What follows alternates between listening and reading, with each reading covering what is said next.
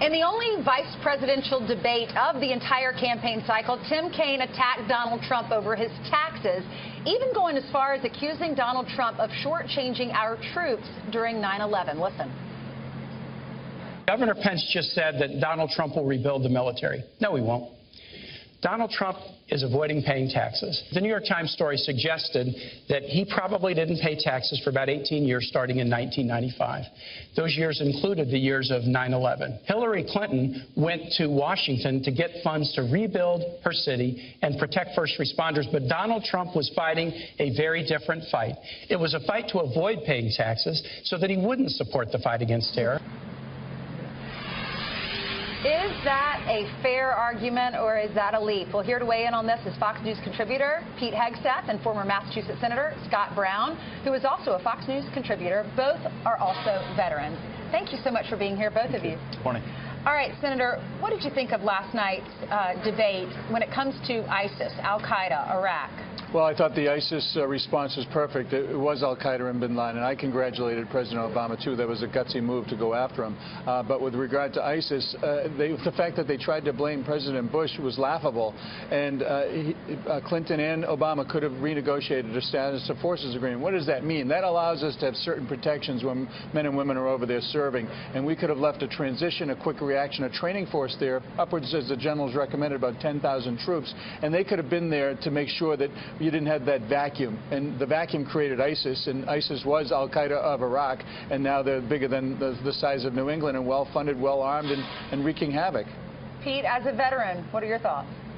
Yeah, no, it's absurd. When he listed why we're safer, he said one of them was because we only have 15,000 troops in the region instead of 175, which basically means he's admitting that our retreat ultimately is some sort of a good thing in light of ISIS reviving itself. And that clip you played at the beginning, that this idea that Donald Trump doesn't want to rebuild our military because he didn't pay taxes. And he happened to not pay taxes maybe during 9/11. I mean, let's talk about who has the real pre-9/11 mindset here. And you've got in Hillary Clinton and Tim Kaine, unwillingness to call it radical Islam. They want open borders. They don't want to rebuild our military.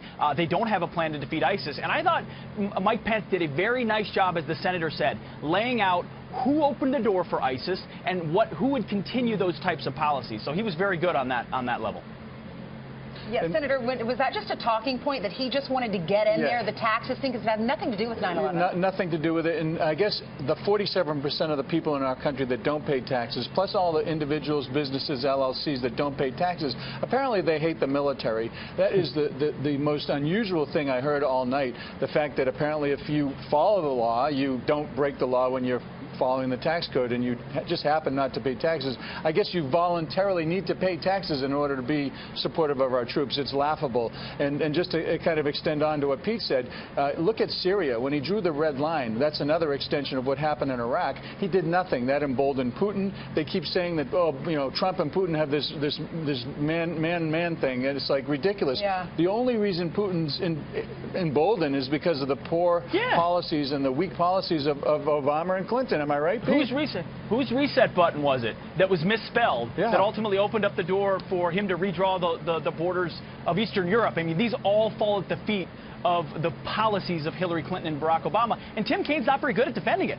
Mike Pence is, because he's steeped in these issues, and his gut of America should be strong and we should lead, put America first. That's where the American people's gut is right now. So he had the clear advantage there.